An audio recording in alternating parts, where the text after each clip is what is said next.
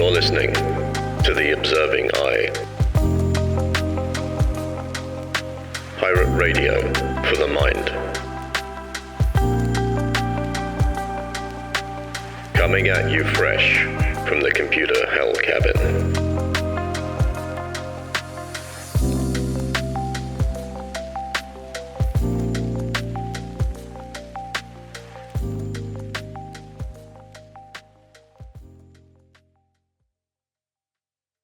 Hello, you beautiful lot. It is Sunday, the 24th of November, 2024, and you're listening to episode 92 of The Observing Eye, coming at you live from the computer hell cabin. Each week we get psychological, philosophical, and all manner of introspective. I'm David, and this week we are taking a slightly different turn than usual. We'll be venturing into the blocky, pixelated world of Minecraft. That game that has captured the imaginations of millions of players, from kids building their first dirt hut to seasoned gamers constructing cities that rival something like Dubai. Now, if you've played Minecraft, you'll know exactly what I'm talking about, but for those of you who are new to it, and I'm sure you've seen it anyway, it is that blocky game with a guy called Steve where you go and punch down trees, essentially. But why am I talking about Minecraft this week? Well, on the surface, it is a simple sandbox game where you mine, craft, build, and survive. There are no set objectives, no endgame cutscenes, no heroes or villains. It's just you, the world, and whatever you choose to do with it. And yet beneath this simplicity lies something quite profound. It's kind of a mirror that is held up to our own existence. Because just like life, Minecraft doesn't tell you what to do. There are no rules, no guidebook to the meaning of it all. You have infinite freedom, but with that freedom comes responsibility. And for many of us, existential questions. What should I build? What's worth my time? And when it's all over, will what I've done even matter? So in this episode, we are going to explore the existential dilemma of Minecraft. Why does a seemingly simple game provoke such complex thoughts about purpose, creativity, and the human condition? We'll look at it through the lens of psychology, how the game taps into flow states, creativity, and even our sense of attachment. And we'll dive into the philosophical side too, exploring how its open-ended nature reflects existential ideas from thinkers like Sartre and Camus. But most importantly, we're going to explore how Minecraft parallels the human experience. How, just like in life, we grapple with meaning, we create, we lose, and we persist. Because maybe in its blocky simplicity, Minecraft has a lot to teach us about what it means to live in a world where the rules aren't always clear. So grab your pickaxe, people, and let's dig a little deeper. Welcome to the existential dilemma of Minecraft.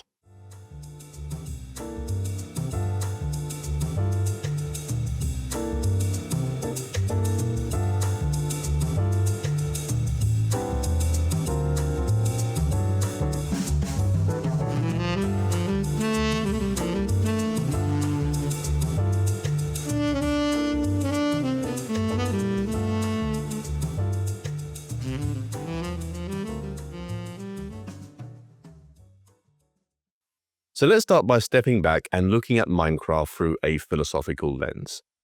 To really dig into what I'm calling the sandbox and the absurd, we need to talk about a few big philosophical ideas, mainly the concept of the absurd, as laid out by the French-Algerian philosopher Albert Camus, and the concept of freedom, explored in depth by Jean-Paul Sartre. Now I know what you're thinking: Minecraft and Camus, Sartre and blocks of pixelated dirt. It might sound like a stretch, but just bear with me for a minute. Because at its core, Minecraft's sandbox gameplay, where you're thrown into a vast world with no real rules or objectives, reflects some of the most profound questions about human experience. Firstly, let's talk about Camus and the absurd. Camus famously wrote about how life itself is fundamentally absurd. Not absurd in the sense of being ridiculous, but absurd because we as humans are wired to search for meaning in a universe that doesn't naturally offer any. We crave purpose, we want answers, but the universe, it is silent. And this mismatch, our desire for meaning versus the universe's indifference, is what Camus called the absurd. Now think about Minecraft. When you first enter the game, you are dropped into a world that doesn't care about you. There's no storyline, no grand quest, no inherent purpose. You're just kind of there. And while some players might find this liberating, others might find it disorienting or even unsettling. Why? Because just like life, Minecraft forces you to confront the same fundamental question. What am I supposed to do? Or more importantly, does any of this matter? Camus' answer to the absurd isn't to give up or despair, but to embrace it. In his essay, The Myth of Sisyphus, he writes about the Greek figure Sisyphus, who is condemned to roll the boulder up a hill for eternity, only to have it roll back down every time he gets close to the top.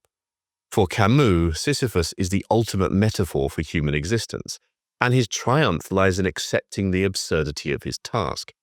He imagines Sisyphus happy, not because the task has meaning, but because Sisyphus creates meaning through his defiance. Now think of Minecraft's repetitive tasks: mining, crafting, building, exploring. On the surface, they might seem like digital versions of pushing a boulder up a hill. You gather resources, build a structure, and then what?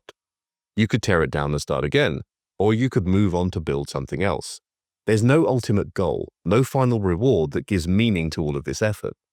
But like Sisyphus, the joy in Minecraft comes from embracing the process, not the end result. The meaning isn't handed to you, it's something you create yourself. Now let's shift gears to Jean-Paul Sartre and his ideas about freedom. Sartre was one of the most famous existential philosophers, and one of his core ideas was that humans are condemned to be free. What he meant by this is that we are constantly faced with choices, and we can't escape the responsibility of deciding what to do with our lives. There's no divine script or cosmic plan telling us how to live. It is entirely up to us. And that can be both empowering and terrifying.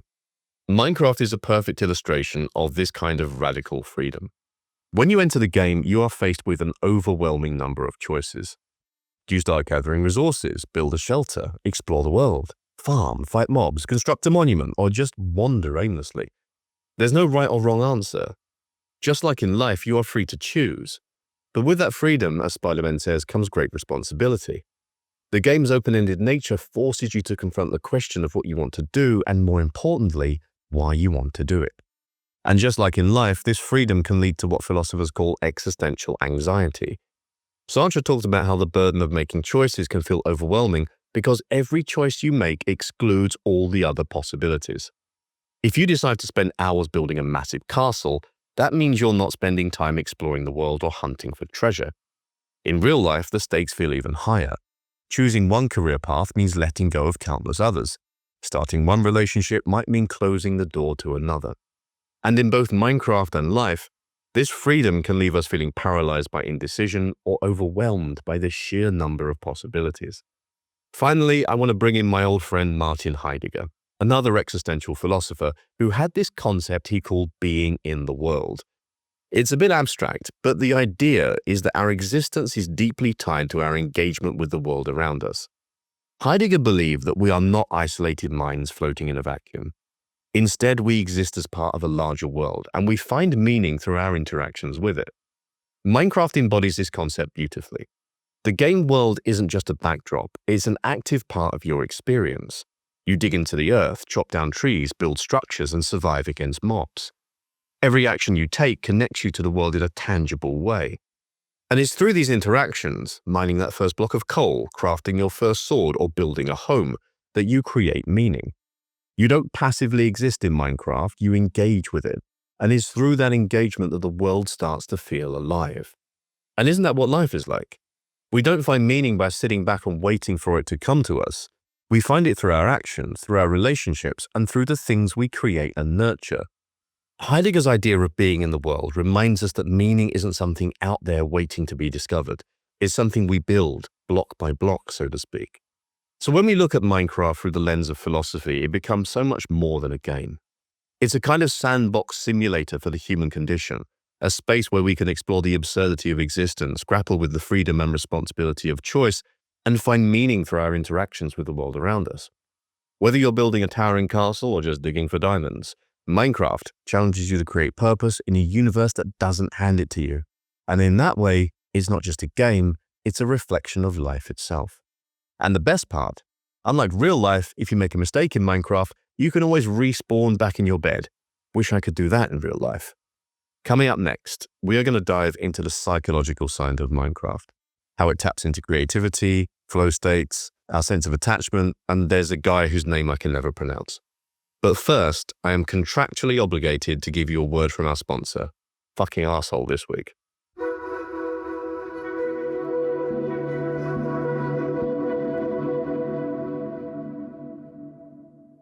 This episode is sponsored by Athletic Greens. No, it's not at all, actually. It's sponsored by me and my book, which is out on Amazon, and you can purchase it as a paperback or on the Kindle, and it sits very much alongside this podcast. So if you're interested in philosophy and psychology and ways that these ideas can be applied to our lives in general, then the book is a really great place to get some theory and some practical applications of it. The premise of the book, we go through a few different scenarios. We talk about authenticity, about gratitude, about letting go of stuff. And there's a lot of Stoicism, there's some Buddhism in there, there's all sorts of philosophy and theology that covers this stuff.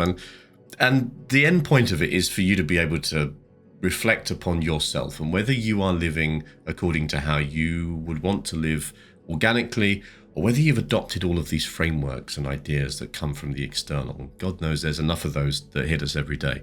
So if you're interested in the podcast, if you're interested in that sort of thing, some philosophy, some psychology, and some actual uses of them in day-to-day living, then go and buy my book on Amazon. You have to just search The Observing Eye, or I will put a link in the show notes for you to go and have a look at that as well. And I'm hoping that you will find it useful. So yeah, go buy my book. Subliminal messaging. Buy my book. You will buy it. Yeah, but see what you think. Or don't. It's entirely up to you. There's no pressure. I have no expectation here. It is out into the world and I have let go of it. So it is just there. It exists. And you may enjoy it if you so choose. Thank you for your time.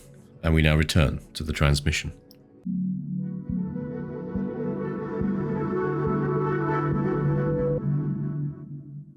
Now that we've explored the philosophical dimensions of Minecraft, let's shift our focus to the psychological side. Because here's the thing. Minecraft isn't just a game that challenges our sense of meaning. It also engages with our minds. It pulls us in with its simplicity, yet somehow leaves us contemplating complex emotions and experiences. So why does Minecraft feel so deep? What is it about this pixel sandbox that keeps players coming back, often for years, myself included, and sometimes even transforms the way they think and feel? To unpack this, we are going to talk about three key psychological ideas: the flow state, the paradox of infinite choice, and how Minecraft taps into our attachment systems. Together, these concepts help explain why people keep coming back to this game. Let's start with the flow state. This is the guy whose name I can never pronounce. Psychologist Mihaly Csikszentmihalyi, got it first time, try saying that 3 times fast, coined this term to describe a mental state where you're completely absorbed in an activity. Time seems to vanish, distractions fade away, and you are fully present in the moment. It's often described as one of the most satisfying states a person can experience. Minecraft is practically a flow state generator. Think about the act of mining. You're digging through layers of stone, listening to that rhythmic clink of your pickaxe, all while scanning for those precious veins of coal or diamonds or red dust. Or consider farming, planting crops in neat rows, harvesting them and replanting in an endless cycle. These tasks are repetitive yet engaging, simple yet purposeful. They demand just enough attention to keep you focused, but not so much that they become stressful. The balance between challenge and skill is what makes Minecraft such a meditative experience. It's calming, even therapeutic. For many players, mining for resources or building structures becomes a kind of mindfulness practice, a way to disconnect from the chaos of the outside world and tune into something simple and grounding. And the beauty of it is that this flow state isn't just relaxing, it's also very rewarding. Every block you mine, every tool you craft, every structure you complete contributes to a sense of progress and accomplishment. It's the perfect antidote to the fragmented, crazy nature of modern life. But while Minecraft's open-ended nature is one of its greatest strengths, it also creates a fascinating psychological tension. Let's talk about the paradox of infinite choice for a minute. Psychologists have found that while people like having options, too many choices can actually lead to anxiety and indecision. This is most nights when I turn on Netflix. It's something that Barry Schwartz explores in his book, The Paradox of Choice. When we're faced with endless possibilities, we start to wonder, am I making the right choice? What if there's a better option I haven't considered? In Minecraft, you are faced with an almost overwhelming level of freedom. The world is vast and full of possibilities, but the game doesn't tell you what to do. Should you start mining for resources, build a house, explore the landscape? Or maybe create an intricate redstone contraption. There's no clear roadmap, and for some players, this can feel paralyzing.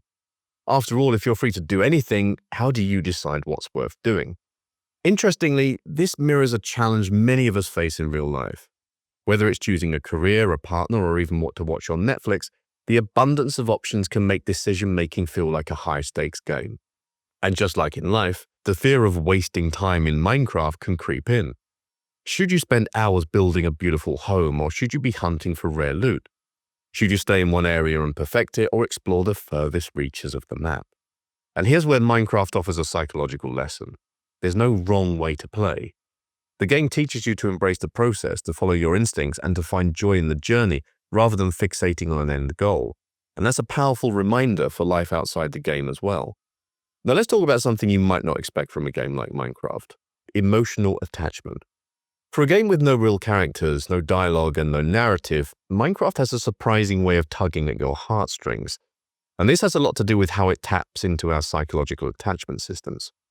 First, think about the things you build in Minecraft. Whether it's a tiny wooden shack or a sprawling castle, these creations often carry a deep sense of personal significance. Why? Well, because you made them. You gather the resources, you plan the design, and you put in the effort to bring them to life. Psychologists call this the IKEA effect, the idea that we place higher value on things that we've made ourselves. Now, for me, if I build things in IKEA, it's generally just me swearing at it until it falls to bits. I put it in the bin and go and buy something prefab. That's my IKEA effect. Now, your Minecraft structures might not exist in the real world, but they are still a reflection of your creativity and effort, and that makes them meaningful. Finally, there's the sense of loss that comes when something you've built or collected is destroyed. Whether it's a house burned down by lava or a chest full of diamonds lost in the void, these moments can feel devastating.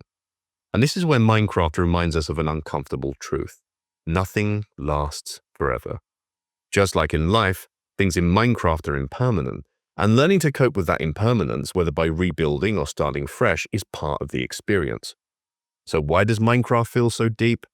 Because it engages us on multiple psychological levels. It pulls us in a state of flow, allowing us to lose ourselves in the moment and find joy in the act of creation. It challenges us with infinite choices, forcing us to confront the anxiety of freedom, but also teaching us to embrace it. And it taps into our emotional core, creating attachments and moments of loss that remind us of the impermanence of everything we hold dear. In many ways, Minecraft is more than just a game. It's a space where we can explore our own minds. It shows us how we think, how we feel, and how we cope with the complexities of existence. And that's why I feel it connects so deeply with so many people of all ages, kids to adults. In our next section, we're going to explore the act of creation in Minecraft and what it tells us about the human spirit. Why do we feel compelled to build, even in a world made of blocks? And how does that reflect our need to leave a mark on the world, both in the game and in real life?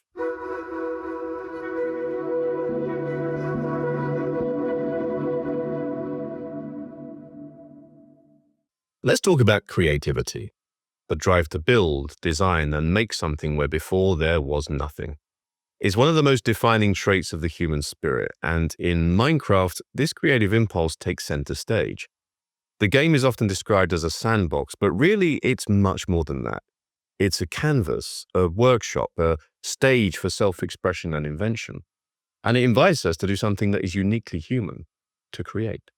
In this section, we're going to dive into the psychology of creativity, explore how Minecraft becomes a medium for expressing the human spirit, and consider why the act of creation is so deeply satisfying, even in a world made of cubes. First, let's ask a fundamental question. Why do humans create?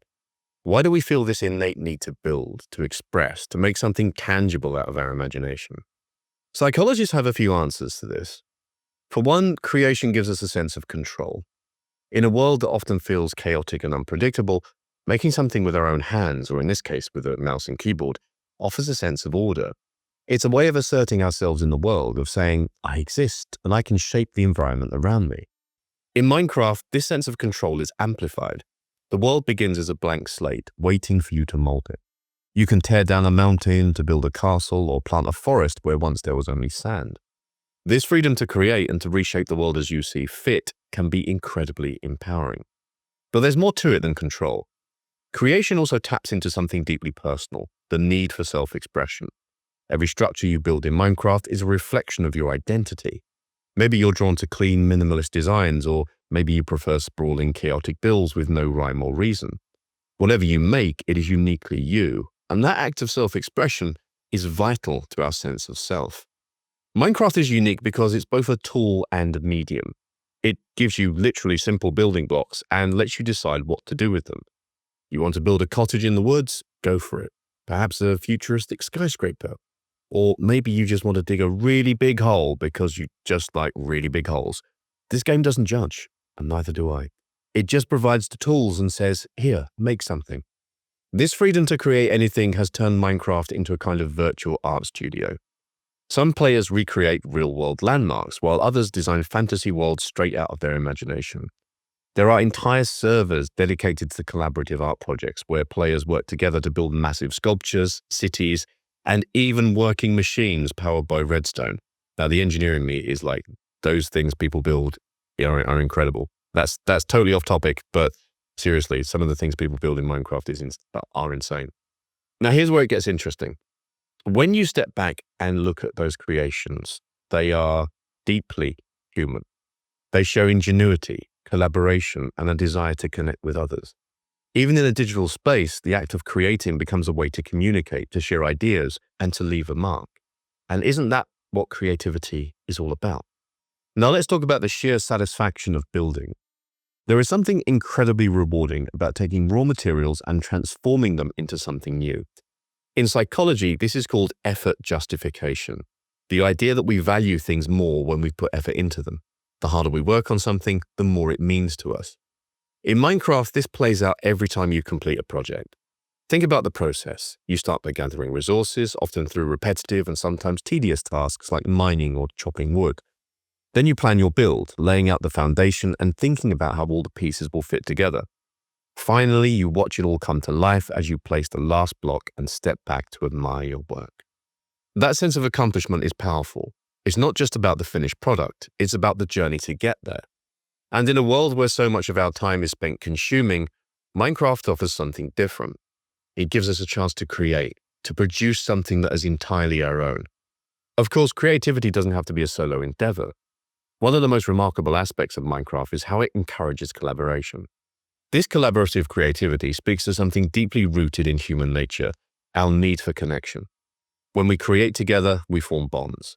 We share ideas, solve problems, and celebrate each other's contributions. And in a way, these collaborative projects mirror the real world. Just like architects, engineers, and builders come together to create a city, Minecraft players come together to turn their collective imagination into reality. But there's another important layer to this. Collaborative creativity also teaches us something important about the human spirit, that we're capable of building things that are greater than ourselves. When you work on a massive Minecraft project with others, you are contributing to something bigger than your individual efforts. And that, I think, is one of the most beautiful aspects of creativity. It brings us together, even in a virtual world. Finally, let's talk about the idea of legacy. In the real world, we often create things because we want to leave something behind, something that will outlast us and remind others that we were here. This drive for legacy is deeply human, and it shows up in Minecraft too. Think about the structures you build in the game. Even if you're the only one who sees them, they still feel like part of your story. And if you're playing with others, your creations become a kind of virtual legacy. Maybe someone stumbles across your castle years later, marveling at the time and effort it must have taken. Or maybe your build inspires someone else to create something of their own. In this way, Minecraft becomes a metaphor for our desire to leave a mark on the world.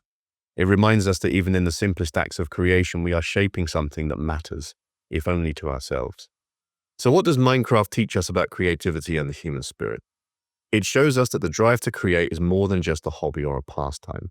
It is a fundamental part of who we are.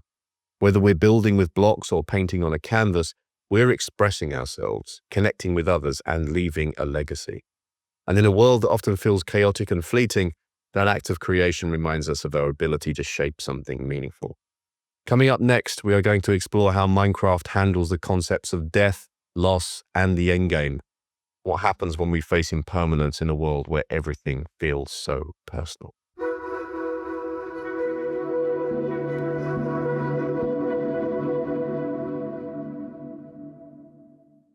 Now we've arrived at what might be one of the most profound aspects of Minecraft, the way it handles death, loss, and the idea of an end game.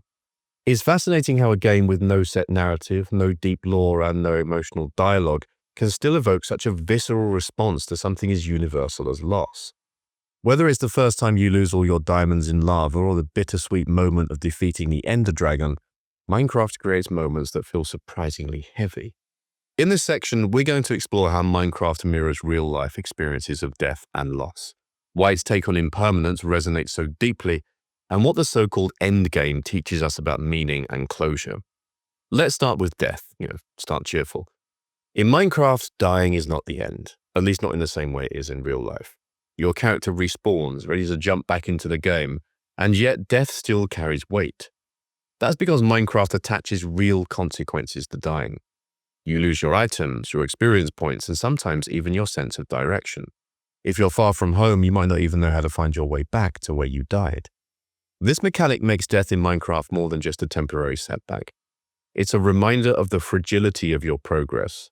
One wrong move, stepping into lava, falling from a great height, or being ambushed by a creeper, and if you have been, you know, everything you've worked on can vanish in an instant. And isn't that just like life? We spend so much time building, gathering, and creating, but in the end, nothing is permanent. Minecraft's approach to death mirrors the unpredictability of real life. It forces us to confront impermanence in a way that feels surprisingly real, despite the game's blocky, cartoonish aesthetic. Now let's talk about loss. In Minecraft, losing something you've worked hard to obtain can feel devastating. Why does it hit us so hard, even when we know it's just a game? One reason is attachment. Psychologists have found that we place a higher emotional value on things we've invested time and effort in. This is called the endowment effect. In Minecraft, every diamond you mine and every house you build carries a piece of your effort, your creativity, and your time. When you lose these things, it's not just about the resources, it's about the personal connection you form with them. And it's not just about losing material possessions. Losing a pet in Minecraft, whether it's a wolf, cat, or even a nameless chicken, can feel like losing a real companion. These pets follow you, protect you, and share your journey. When they're gone, it's not just a mechanic, it's an emotional moment. And while it might seem silly to grieve a digital pig, it speaks to our deep capacity for connection. Now here's where Minecraft teaches us an important lesson, that loss is inevitable, but is also survivable. When you lose something in Minecraft, you don't quit the game. You rebuild, you gather the resources, you learn from your mistakes, and you move forward. And in that way, Minecraft reminds us that resilience is a vital part of life. Now let's turn to what Minecraft calls its end game. Spoiler alert here if you haven't got this far and know nothing about it, just putting it out there. For many players, this means defeating the Ender Dragon, a massive otherworldly creature that lives in a dark dimension called the End. The build-up to this fight feels epic. You gather resources, craft powerful weapons and armor, and prepare yourself for what seems like the ultimate challenge. But here is the kicker. When you finally defeat the Ender Dragon, there is no grand cinematic or emotional payoff. There is just silence.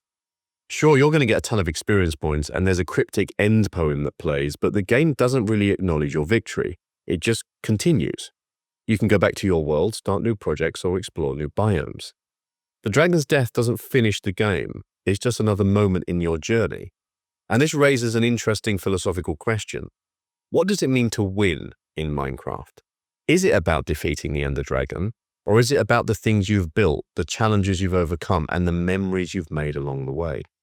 In a way, Minecraft's endgame feels like a metaphor for life. We often set big goals for ourselves, a promotion, a relationship milestone, a creative achievement, thinking that reaching them will bring some kind of ultimate fulfillment. But more often than not, life goes on. The joy isn't the destination, it's in the process of getting there. One of the most profound lessons that Minecraft teaches us is about impermanence. Everything you create in the game is vulnerable. A house can burn down. A beautifully landscaped garden can be trampled by mobs. Even the most amazing builds can be lost if you abandon a world and never return. But instead of making this feel depressing, Minecraft frames impermanence as part of the experience. The game encourages you to embrace the temporary nature of your creations and to find joy in the act of creating, rather than clinging to the results. And this is a deeply human lesson. In real life, we know that nothing lasts forever, not our possessions, not our achievements, not even our own existence. But that impermanence doesn't make things meaningless. If anything, it makes them more precious. Minecraft also offers us the chance to start over. If you lose everything, you can always create a new world. And in doing so, the game reminds us that every ending is also a beginning. It is not about avoiding loss, it is about finding the courage to keep creating, even when we know that nothing we make will last forever. So what can Minecraft teach us about death, loss, and the endgame? It shows us that life isn't about avoiding failure or loss, it's about what we do when those moments inevitably happen. It reminds us that meaning doesn't come from a single achievement or goal, but from the process of building, exploring, and learning. And perhaps most importantly, it teaches us to embrace impermanence, not as something to fear, but as a natural and even beautiful part of existence. In our final section, I'll share some thoughts on what Minecraft can teach us about life and how we can bring those lessons into the real world. Stick around for the last bit.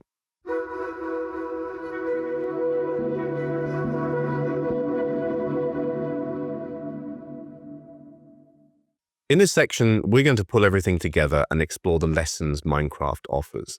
Lessons about purpose, resilience, creativity, and the importance of embracing impermanence. Because while Minecraft is a game, its simplicity holds truths that are surprisingly profound and applicable to everyday life. One of the most striking things about Minecraft is it doesn't tell you what to do. There's no grand quest or predetermined storyline. The game just drops you into a world and says off you go. At first, this can feel overwhelming. What are you supposed to do? What's the point? But as you spend time in the game, you start to create your own purpose. Maybe you decide to build a house, explore the farthest reaches of the map, or gather enough resources to defeat the Ender Dragon. Whatever it is entirely up to you. This is a powerful metaphor for life. In the real world, we're often looking for external signs to tell us what our purpose is. We want someone or something to give us a roadmap. But the truth is that life, like Minecraft, doesn't come with instructions. The purpose isn't handed to us. It's something we have to create for ourselves. And just like in Minecraft, the beauty of life is that we get to decide what matters most to us. Whether it's building relationships, pursuing a career, or simply enjoying the little things, the meaning is yours to define. In Minecraft, the joy often lies in the process, not the end result. Sure, it's satisfying to complete a massive build or defeat a challenging boss, but the real magic happens along the way. It's in the hours spent gathering resources, planning your structure, and experimenting with new designs. Even the setbacks, when a creeper blows up your house or you lose all of your items into the lava, they're part of the experience. This is a lesson we can take directly into real life. Too often we focus solely on the outcome, landing the dream job or buying the perfect house. But life isn't just about reaching those goals. It's about the journey to get there. The struggles, the small victories, and the growth we experience along the way are what truly shapes us. Minecraft reminds us to slow down and appreciate the process because that is where life really happens. Next, failure. Let's face it, failure is a big part of Minecraft. You're going to fall off that cliff. You're going to tumble into lava. A creeper's going to crawl up your asshole and just destroy everything that you've worked hard to build. But the beauty of Minecraft is that failure isn't the end. It is just a temporary setback. You can always gather more resources, rebuild your structure, and try again. And often, those failures teach you something valuable, like why you should carry a bucket of water when you mine the lava, or how to fortify your base against creepers. In real life, failure can feel much heavier. It is easy to see it as a sign that we are not good enough, or that we are on the wrong path. But Minecraft offers a different perspective. Failure is simply part of the process. It's not an ending, it's a lesson. Every mistake you make is an opportunity to grow and to come back stronger. And just like in Minecraft, resilience is one of the most important skills that you can cultivate. Then there's the spirit of collaboration. Minecraft is a game that you can play alone, but it really shines when it's played with others. On multiplayer servers, players come together to build incredible things. These projects often require teamwork, communication, and a shared vision. And the result is something far greater than what any one player could have achieved on their own. This speaks to the power of collaboration in real life. As much as we value independence, humans are inherently social creatures. We are at our best when we work together, pooling our skills and resources to achieve something bigger than ourselves. Minecraft reminds us that collaboration isn't just practical, it is deeply rewarding. It connects us, teaches us empathy and allows us to create things that are truly extraordinary. One of the most profound lessons Minecraft teaches us is about impermanence. Nothing in the game is permanent. Your creations can be destroyed, your resources can be lost, and your world can be abandoned. And yet this impermanence doesn't take away from the joy of building, exploring, and creating. If anything, it makes those moments more meaningful. This is a lesson that resonates very deeply with real life. Everything we build, everything we achieve, and even the relationships we form, they're all impermanent. But that doesn't mean that they're meaningless. In fact, it's the fleeting nature of these things that makes them so precious. Minecraft teaches us to embrace impermanence, not as something to fear, but as a reminder to cherish the time we have and the things we create. And when something ends, whether it's a project in Minecraft or a chapter in life, it is not the end of the story. Just like you can start a new world in Minecraft, you can always begin again in real life. Every ending is also a new beginning. Finally, Minecraft reminds us to celebrate the small things. Whether it's crafting your first pickaxe, finding your first diamond, or building a simple shelter to survive the night, these small moments of progress are deeply satisfying. They remind us that even the smallest steps forward are worth celebrating. In real life, we often overlook these small achievements. We are so focused on the big picture that we forget to appreciate the tiny victories along the way. But Minecraft shows us that progress isn't always about massive leaps. It is about placing one block at a time. By learning to celebrate those small moments, we can find more joy and fulfillment in our everyday lives. So what can Minecraft teach us about real life? It shows us how to create our own purpose, embrace the process, and find meaning in the journey. It reminds us that failure is an opportunity to grow, collaboration makes us stronger, and impermanence isn't something to fear. And perhaps more importantly, it teaches us to celebrate the small achievements that make up the fabric of our lives. At the end of the day, Minecraft is more than just a game. It is a reflection of who we are and who we can be. It's a reminder that in both the virtual world and the real one, we have the power to create, to connect, and to find meaning, even in the simplest of things.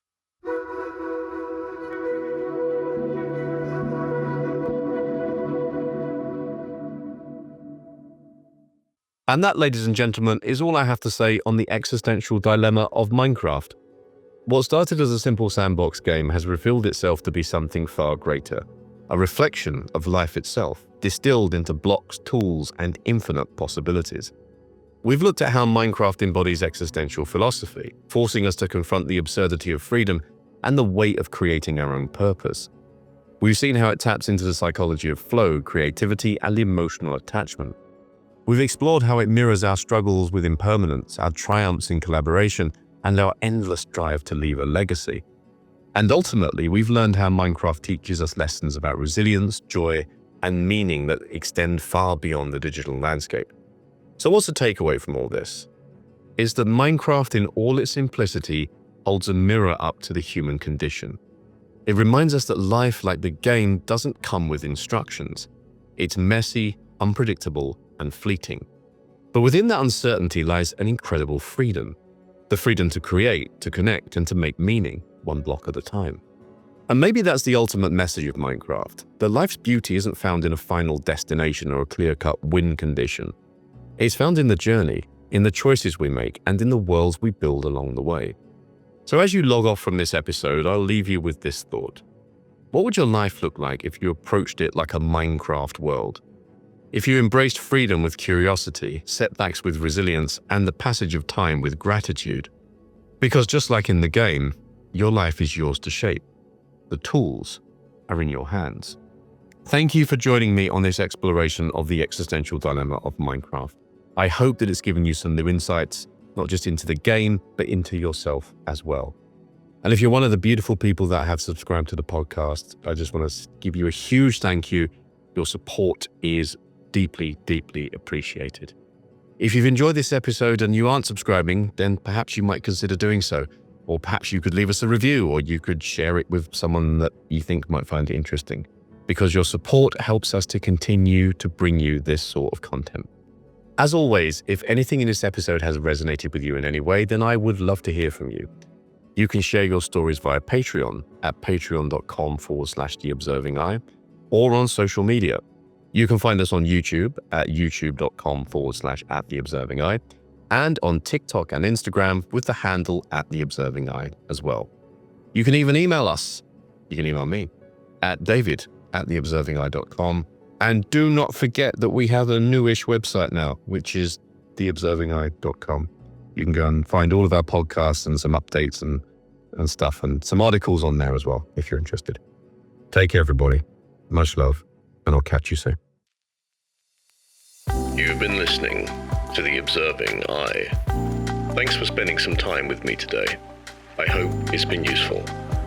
And if you're interested in any more of my writing or work around psychology, philosophy, and general day-to-day living, please go and take a look at my Substack, which is theobservingeye.com. And that's I as in the letter, not I as in the gelatinous organ through which you see. Take care, everybody. Much love, and I'll catch you soon.